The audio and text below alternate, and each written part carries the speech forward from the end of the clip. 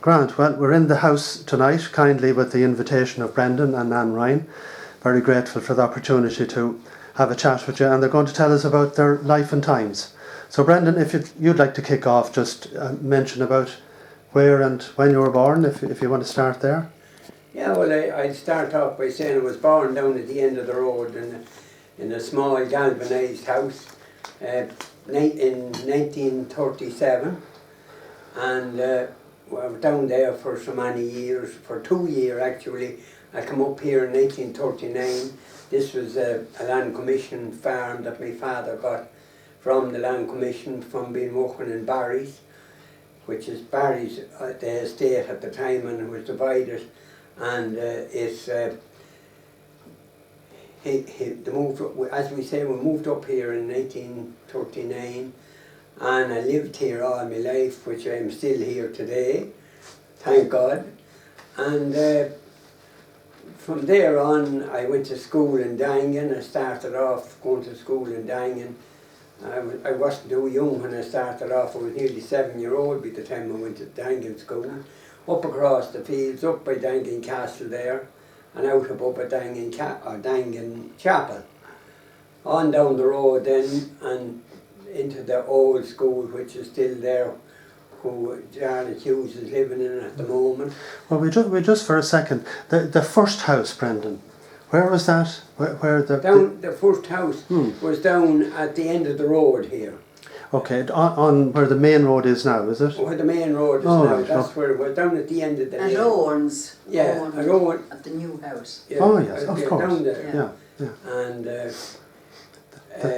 And your parents? my parents here with my mother and father, which was, my mother was Rose Sweeney, a native of up at Dangan Chapel, that's where she originated from, up there. And my father, of course, my grandfather was from Tipperary. He was born up, my father was born up in Kilmore, up in Manalvi. Oh.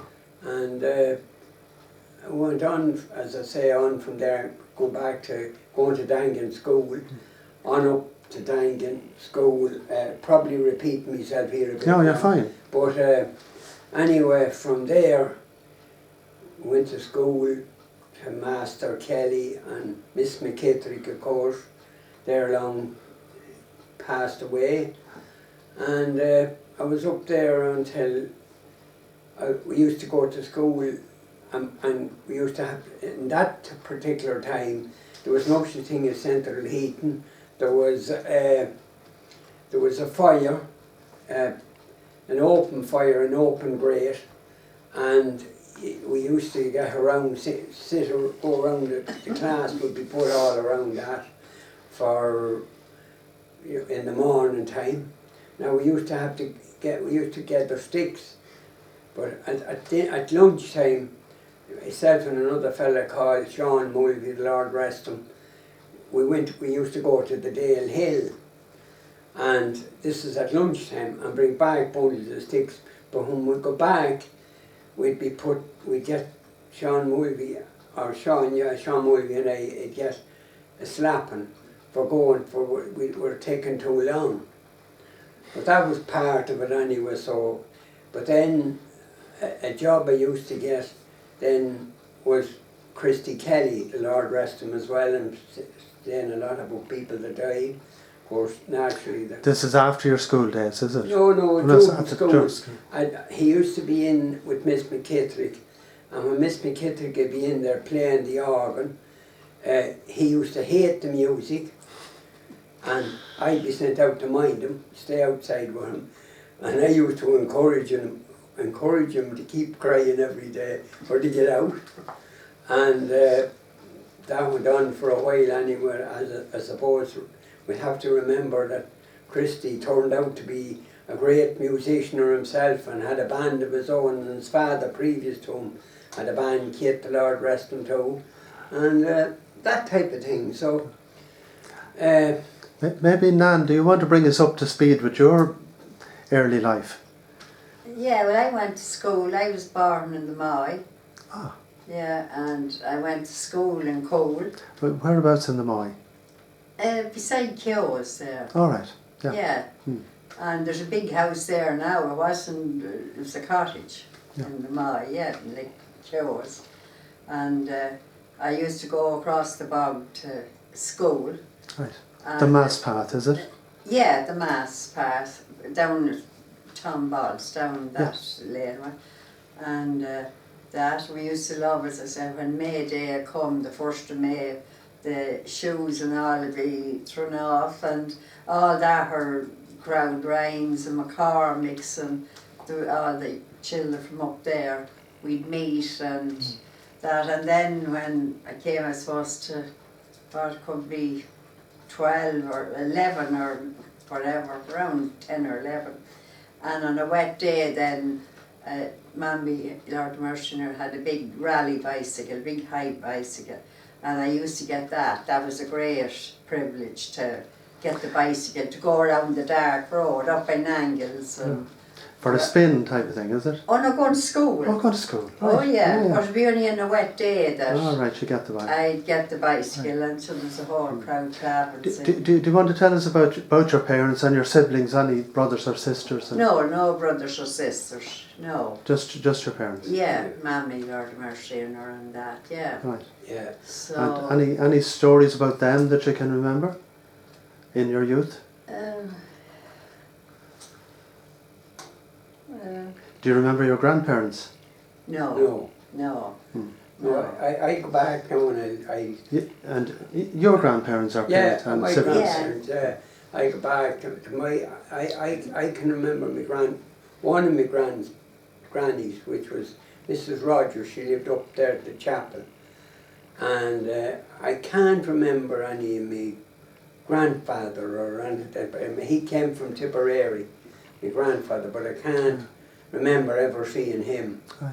You know. And Now there were 7 of us in the family here, which I didn't mention in the beginning. There was, I had 3 boys and 4 girls, which them all are all dead now, bar my sister, which is my younger sister Rita. And And Carmen, then she's still alive. Those 2 are alive still. Lord rest the both of them, or them all, I should say. Well, from that then, I went on and I went to school. I was 14 and went into the tech for a while, and I didn't stay in there too long because that time you'd be expected to go off to do a bit of work.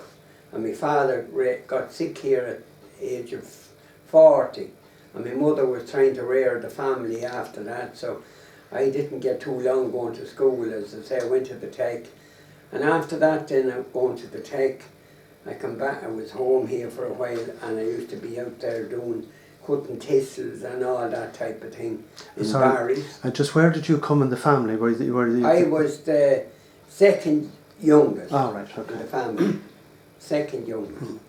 And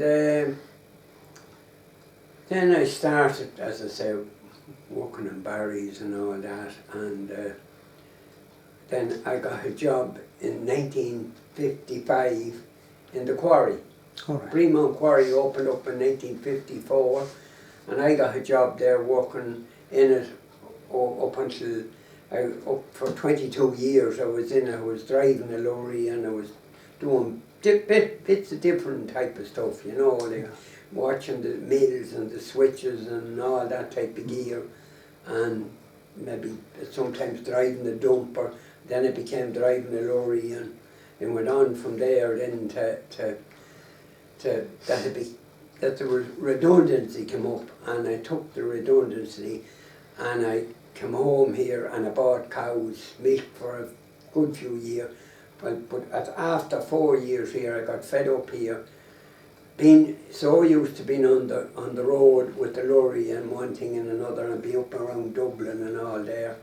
And I finally said I was going to look for a job, and I saw this advertisement on the paper, on a chronicle, on the Mead Chronicle, of Alfco looking for a fella to do service work or to do that work in the store in there. So I applied for it and I got it. Great. So I went on from there, and I was, We'll maybe give Nan bring us up to that level as that you're at. You're after Cole yeah. school then, the teachers there at the time in Cole was Mrs. Morton and Mrs. Giles, Lord of mercy on them, and I can't think who used the master from Cork. I can't. What's this now? oh, No, it doesn't matter. But in any case, after Cole, I went into the convent then, and But just sticking with Cool and your primary school years, yeah. there must have been incidents there and that you remember, different things that happened. Would you have been there during the war years? No. no, I wouldn't think so. No. Right. And but I'm sure I remember, yeah. I'm sure you had pals there. I think it was. Oh yeah, May Carl, Lord of mercy. All right. May was a great friend of mine, and there was a lot of lanes and Of course. there and Cole and that and. Were the happy years for you while you were at school? Oh yeah, they were You enjoyed it. good years. Yeah. Yeah, they were great, no doubt. Right. McCormick's and from Ahar and the Rhines and that they were all in school with me. Yeah. Okay. So. Can you remember, both of you, but stick with you, Nan, Christmas? What's your memories of Christmas as a child? Oh yeah. Santa Claus and all that. Santa Claus, yeah. You'd get a little Christmas stocking and a doll. Ah. A small doll, and that would be your lot. Yeah. And you wouldn't get any more. No. It's not like now until the following Christmas, you know. Sure. Yeah. But it was huge excitement, I'm sure. Oh yeah, yeah. It was because that's the only time that you have get a toy or it's Christmas. And being an only child, you must have had some of the neighbours in and out, right? Some of the children your own age. Yeah.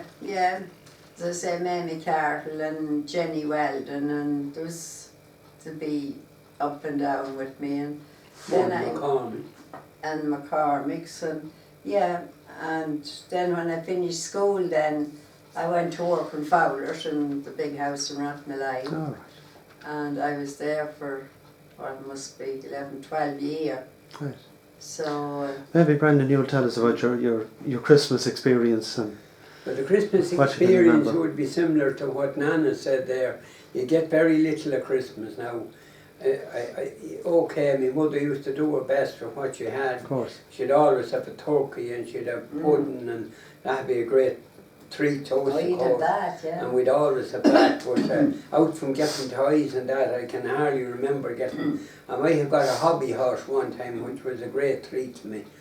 Another time I got was another a sister of mine, Lord Rester Tessie, was married to Martin Cleary. She brought me home a bicycle from England, a nice small bicycle, and that was a big treat to me. Of course it was. You know, I remember, I don't think I went to the wedding. I was that excited about it that I think the weddings that time was totally different than now. I think I stayed at home trying to ride the bike and I fell off it about 10 times previous to trying to get to learning how to walk it and that. But eventually I got going on it and one thing and another.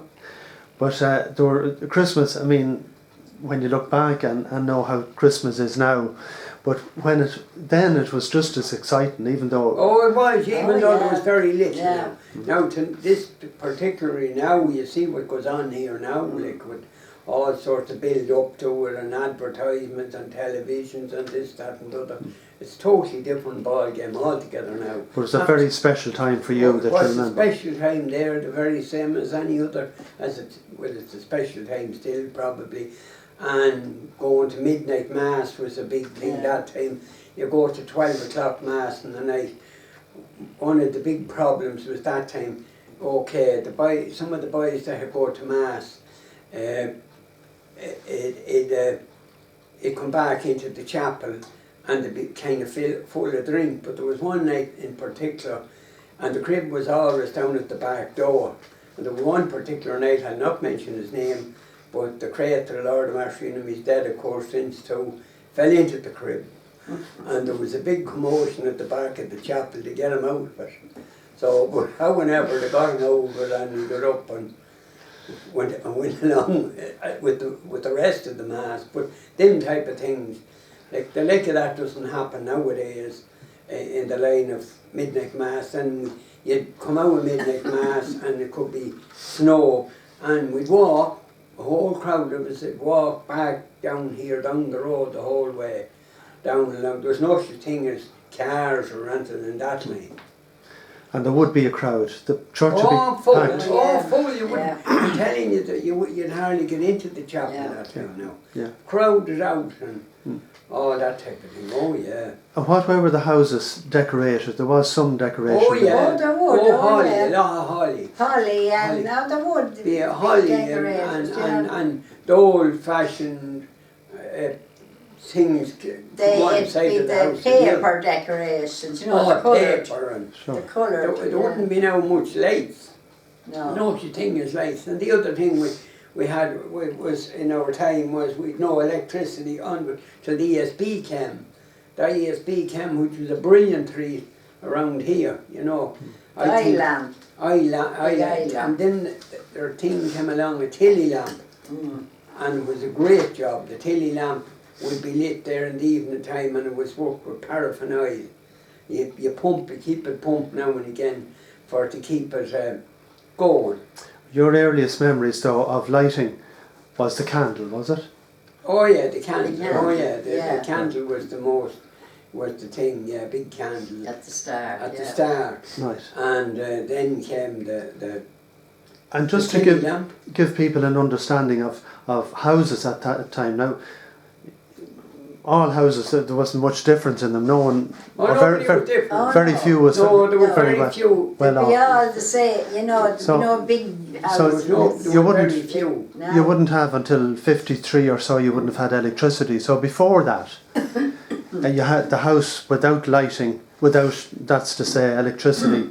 Maybe there wasn't a bathroom, maybe an outside no. toilet. Oh no, we had No, no no. bathroom No. until we got married. No. There was no bathroom here No. until we got married, and then we organised a bathroom and a toilet and a septic tank and all like that, with the great work from, I must say, from Tony McHale, our rest of them, and Des and Donald, the only small lads come up here, give us a hand. No such thing as paying, or there was no money to pay anything.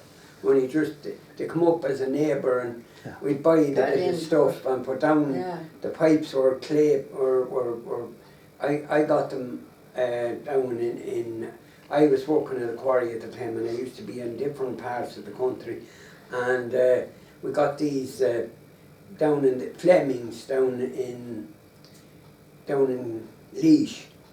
There was a big place called Flemings and they used to do these they were about 3 foot long with 4 inch diameter, and there you laid them one after one, stayed into the other, and you had to cement it in with this rope, this black rope. It was a tar rope, and you fitted it into each other, and you cemented that. You had to bond that with cement, and that's the way that we came to get going with the toilets and that type of thing. But that's into the modern era almost. And Yeah. but the houses then before that, so completely different to what they are now. Oh yeah, Oh, yeah. it And was. the form of heating, to heat the house. Oh, the heating, there was no only sticks and An torch. open fireplace. Open, all open. Now Yeah. it was an open fireplace. In the old the building was in there. It was the old kitchen. It was called.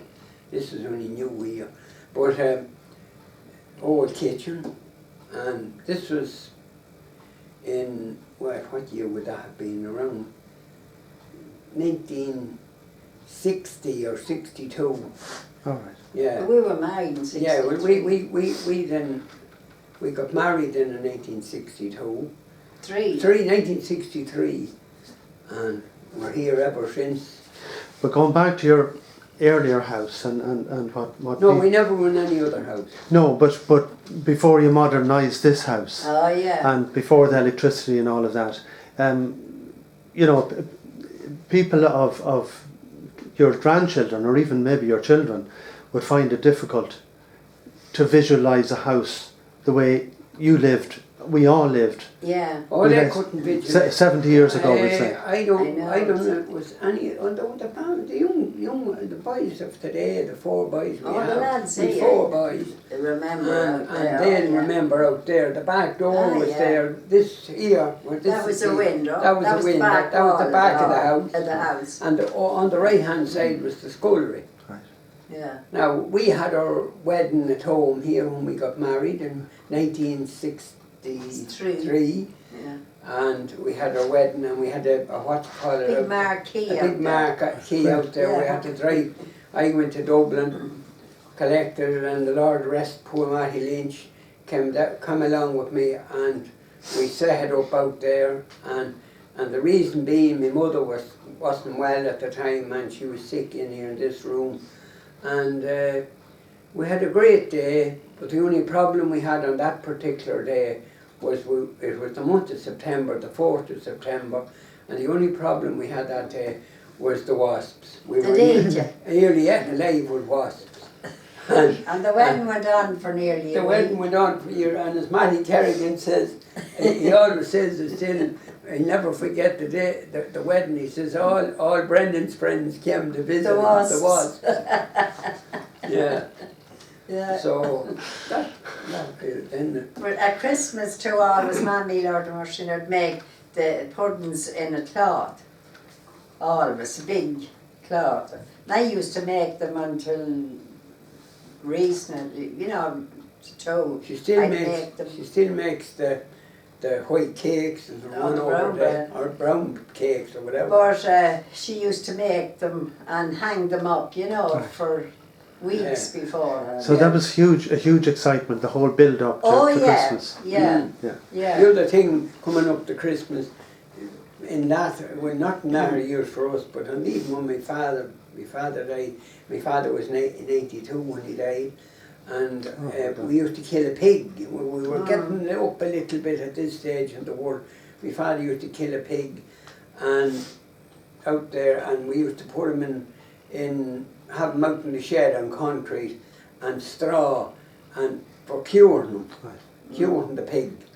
And then when he'd be in, he'd be in at the fireplace, he'd be Hanging up. hang him up, and you go out and you could cut a slice of bacon off him, and that bacon would produce more dripping or Grease. grease, and you'd make all that dripping, they called it. That But time. the smell of the Oh, rashers, we used the to kill a rashers. pig too, show him, and Paddy Cribben, Lord of Mercy in him, and he used to kill the pig, and like that too, they'd have him on a pallet or on straw, there was a little corner in the kitchen. Right.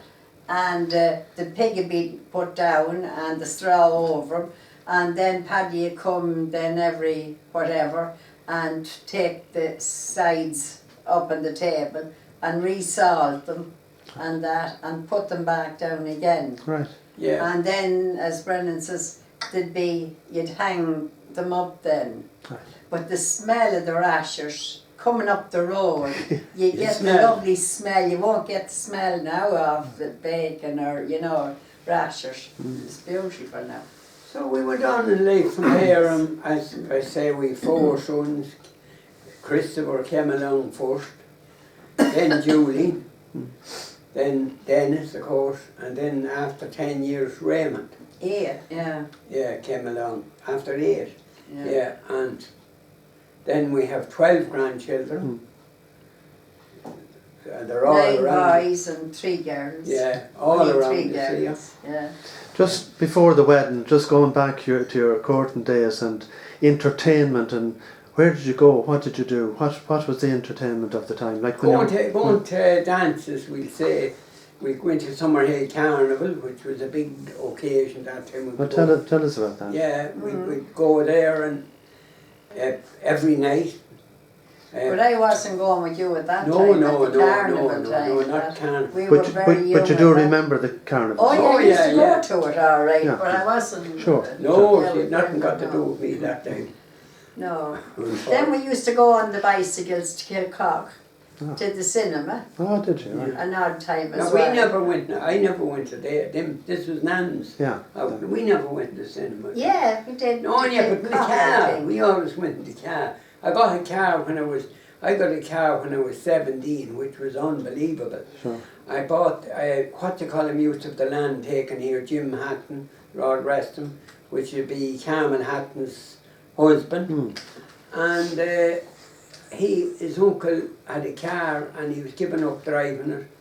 And he said to me one day out there, he said, would you not think of buying a car? You're very far away from everywhere. And I said, well, I'd think about it.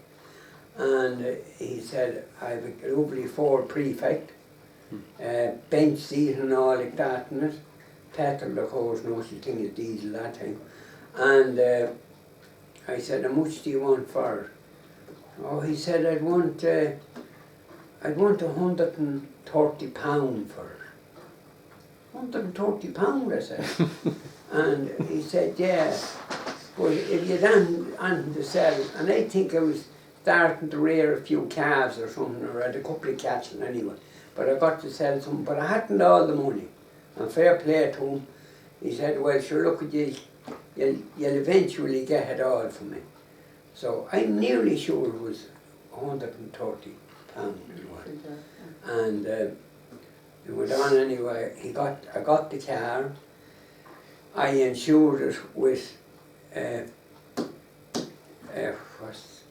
the insurance company called, oh jeez, I can't think of the name, but anyway, it was £7 to insure it, Right. to insure the car for the But that was quite a bit then, was it? Oh yeah, Oh, oh yeah. yeah, well that was Oh, 2 yeah. weeks' wages. Yeah. It was 2 weeks' wages. Yeah. Now to buy petrol for it, the most you'd ever be able to put into it at a time in the line of buying it would be, you'd be putting a lot in it if you put 10 shillings in it. Right. You know what I mean? That'd be a huge amount of money in it. Pretty much nearly fill it too, would it? Well, it wouldn't, no, it's a big tank enough. But it'd bring you around for a while anyway till you get another 10 shillings. Like that time, I walked above in Jimmy Hughes's for about, I'd say, about 50 shillings a week, right? 50 shillings a week. Now that's before you went to the quarry, is it? Yeah, before I went to Yeah. the quarry. And I had the car at this stage. And I'd be up there, and then I used to have a full-time job with him, but I did have constant work on pulling bees and stuff like that. Tin and turnips. And then I started tinning the bees. I'd start off by tinning the bees. This was in the month of June, when the Summerhill Carnival would be on. And I go up there where the present graveyard is, now where the new graveyard is. I'd be tinning bees from there down to where the wall is there now. I used to get a shilling a drill. And I get to do 10 of them in the day, and that'd be great money for me. Like, I'd be well able to go up to Summerhill to the carnival every night on me days. Yeah. But there was one particular time, and he was a very particular man. So this morning he came up, round fine morning, and he walked down behind me. We come in from Jack Power. Jack Power lived there where this side of the chapel now. There was a thatched house there. Jack Power lived in it, and eventually it was Hughes's. But anyhow, he walked down along and he says, come here to me, he said. And I said, what's wrong? Back up here. So I walked up along the drill with him, and you see there, what's wrong? You're after leaving a double, he said. Out of 5,000 or 6,000, you left Yeah. one double. Oh, you left a double, he said. No, he said, you won't want that to be happening. So I would have down myself anyway. So like as of course I was a great friend of Seamus. Seamus was my best man when I got married and has been always over the year between fighting with him and one thing and another and if I ever go up I'd just still be having the barney with him and one thing and another. And I remember Breed of course, his sister, and she said to me not too long ago there, she says, do you ever have peace at all? Do you ever stop fighting? They're always... Yeah, always one. I went to a game one Sunday, I went with him, and we carried the boys down the road here, the young bucks. We went anyway, and of course we started off from here to Port Talton and went on anyway, and the boys didn't come home and tell the mother and father that, oh, them two fellas, we're not going with them anymore. Why? They never stopped fighting from the time they got into the car until they couldn't understand where we went on, you know, so that kind of a thing. Yeah. Now, I don't know how you're going to put all this together or you edit it or what you do it. You put in, It's your story, it's fine the way it is. It's fine the way it is. So Yeah. that type of thing. Yeah. What else? Sure. But just the curiosity that I'm sure people would have about a lot of things, but particularly about how people lived, we say, in the 40s and 50s, you know, before the electrification. More, yeah. And just about the electrification and what it meant to you Oh yeah. when it came. Yeah. What did you? What difference did it bring, or how remarkable was it? Well, I start off about that. The electricity came around here, and you had to get somebody to wire your house. And there was this particular man that was going wiring a lot of the houses. Watchhorn was his name, right? And I was down in Barry's, working in Barry's, and he was after coming here to wire the house, and I came home and it was wired up. And I was delighted with this. And I said to my mother, how much did it cost? I think it said it cost £14 to get it all wired. And of course I was a light up at that corner out there, and she said, no, I couldn't afford it.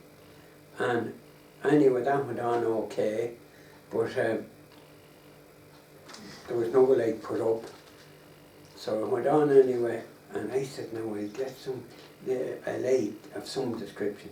But I used to go into Mick Smith's garage in Trim, and there was a fella called Jim Carr worked in at the Lord rest him. And of course have to be said the Lord rested for all these people, they're all dead. And I used to get him to learn me what way to wire. And into junction, he used to wire as well, this fella called Jim Carr, even though he worked in Smith. And he used to tell me the phase and the neutral and the earth. And he got to learn me how to. So I come home, of course, my mother terrified about I going at this electricity, but I got to switch it off and put these wires in. And I bought this lamp, this light, a Din and Smiths. They used to sell this. It was called a swan neck lamp, big lamp, out on a swan neck. And it fed into the corner, there was a bracket on it to feed into the corner, and I eventually got her light, and I'm sure that was brilliant as regards to electricity.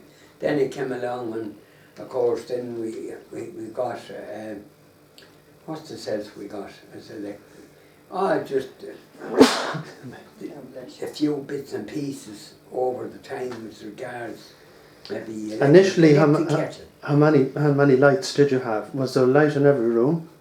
Oh, there was, yeah. Right. One in every Because room. About 4 lights. I know some people were afraid of it and they only had the one light. Oh, no, Yeah. we 4. Oh, no, we got one in every room. Yeah. And a plug. Now, the plug sockets weren't the same as the ones. No, round pin. There were a long pin, and there were like nearly what's in Spain at the present time. They've the same type of wiring in Spain now. Right. As the, 2 pin plugs. 2 pins with the side air Right, plug. right. Yeah. So it made a huge difference to the home, so did it? Oh, it did. Oh, Massive, massive difference. And then Malone's up beside us, John Malone and Annie Malone, Lord of Mercy. they had a wireless. They were the only ones around that had a wireless. And then the football, and there'd be a football game on, and Micheál O'Hare, and we'd all go down to Malone's to hear the games. But fix that up. You can fix it up, right? And the whole lot should be down there listening to the football because nobody else had a wireless. Yeah. Only them. Yeah. And roughly what year was that? Oh God. That was very... About 1949 or that way. Before that, so. Yeah. But that's even before the electrification. It'll be, or would it? It'd be dry batteries. No, well, yeah, The because dry and the wet battery. it could be. It was a battery, all right. Yeah. Could have been, I'd say, before It was. Yeah. Well, going before back. the electricity. Going Yeah. back to the dry battery and the wet battery. That's I right. listened to the 1949 All Ireland. Mead was playing Cavan in 1949, and Mrs. Doran, the Lord rest her, lived up the road there, and I went up and listened to the game in her place on the radio, or the wireless as it was called that time, and I listened to the whole game there. I remember her going up the road with the battery that she was after getting charged in Smith's garage in Trim, and I happened to see her going, and I said, that's great, she's going home with the battery and I'll be able to go to hear the game on Sunday, which I did.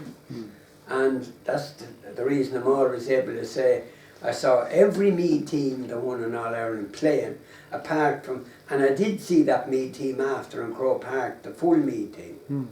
But I'd always claim that, of course, that I'd seen every All Ireland, but I saw every All Ireland winning team, but I didn't see them on that particular day, the day they played Cavan. Right. 1-9 to 1-6. That what it was? 1-10 to 1-6. Right, my God. Yeah.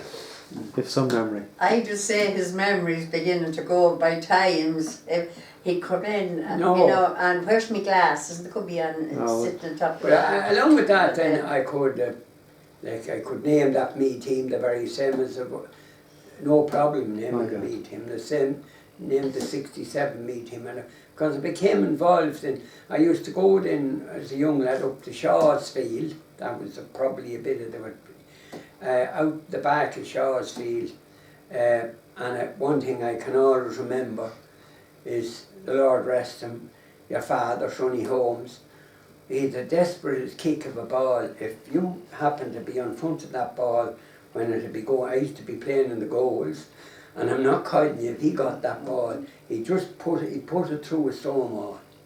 I always can remember that about your father. Yeah, I can remember so. Yeah, oh yeah. Coles and And then, of course, then there was and the mother. always granny. often you'd be up there playing football in the evenings. You go up in the evenings. Another place I used to go to play football when I was a young lad was up in Conley's up here. All the Conleys lived up here in Guinness, and I used to go up there maybe in the evening time or what, and be up there kicking the football up and down and in and out on their lawn. They had a lawn.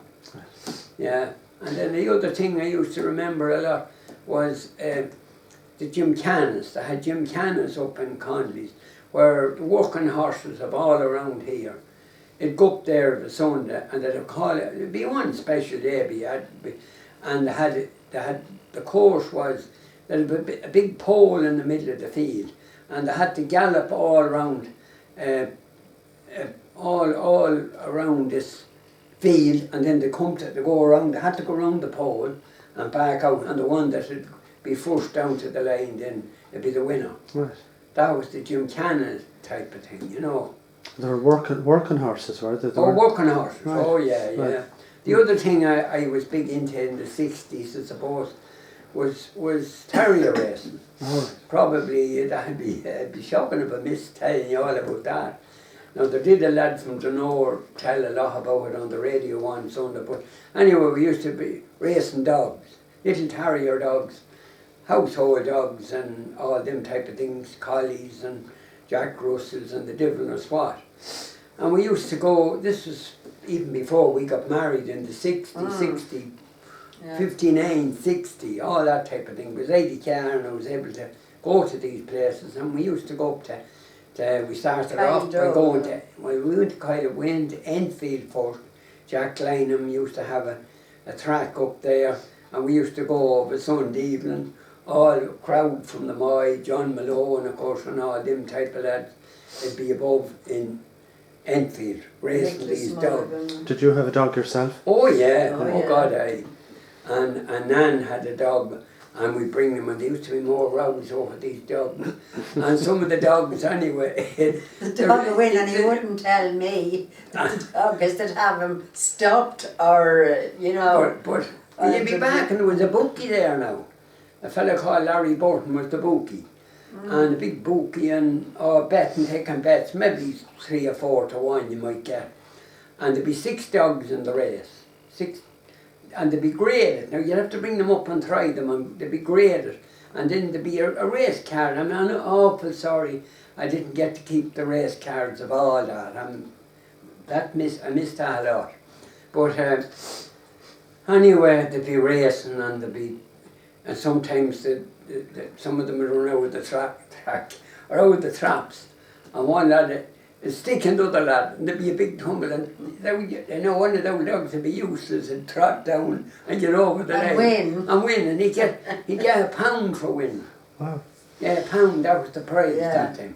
Or you'd be made up if you got to win a race. Yeah, at that time. You know, so then there used to be an open race in it, and there used to be trickery in it. There'd be open races in it. You could, we say, with the 6 races over, you could enter your dog in a collie race. And there used to be shocking roguery in it. Poor Mick Rispin and Mick Molly. Rispin and Molly Rispin, and the all Lord them rest used them to all. go with dogs. And all go. Annette now would remember all this. She Yeah. was used to be big into it, into the race and going to it. And How did they operate the hair? There was a... oh, the operated the hair, and tell you how it was work. On a bicycle wheel, they had a bicycle wheel, and they had a track going along. It was in the yoke was sitting on a wire, and the wire used to be stretched along the ground, right? And it was in a track like that, and then you used to have to wind the hair, and the hair would take off anyway and come down, and they'd have a bit of a cover across because the dogs would tear in to get the hair, that type of thing, you know. So then we started going up to Kyle Dove, and we used to be up there if a Saturday night. On our way home, then there'd be rows about stopping dogs and letting them go. And then we were up there, and there was a fella called Terry Murphy up there, and he dogged image of mine. And I had a real good dog now. He was a real good follower, and he had a dog that was useless. And this particular, I wouldn't mind only he was going with the man that was running, a fella called Aidan, what was his name? Oh, jeez, I can't think of his name. But anyway, that was neither here nor there. I did a nice swap with him. We put the dog into an open race, you see. And so the boys all...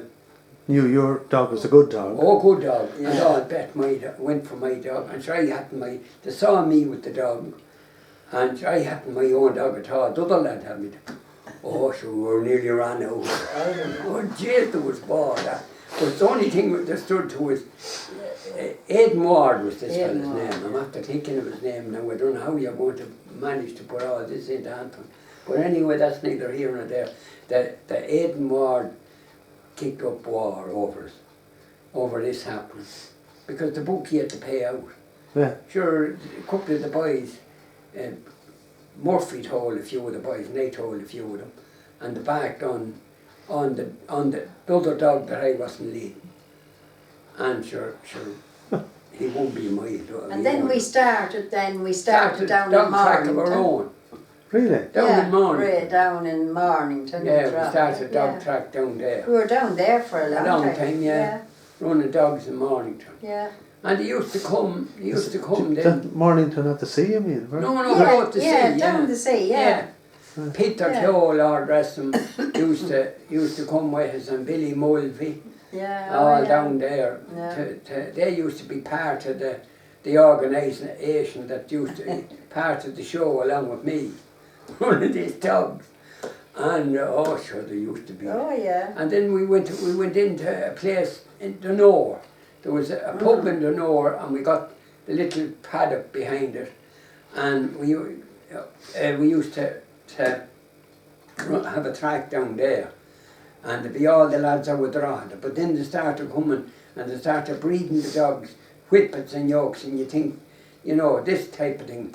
I tell you, a fella that used to come, a fella called Sox Sporting. He was a great boxer. Yeah. And then there was Marr, if you heard Joey tell him, Marr. Joey Marr, a great, what was he? He was a great. Was he not the boxer? No, Joey Soxbourne was the boxer. Joey Marr was a great. But didn't we bring a dog from down there, from They had a good Dunor?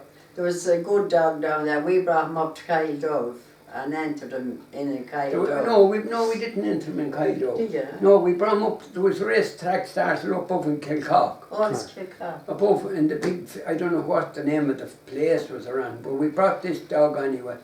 Peter Keogh took charge of him and brought him off up this Sunday evening. There was some racing up there the Sunday evening.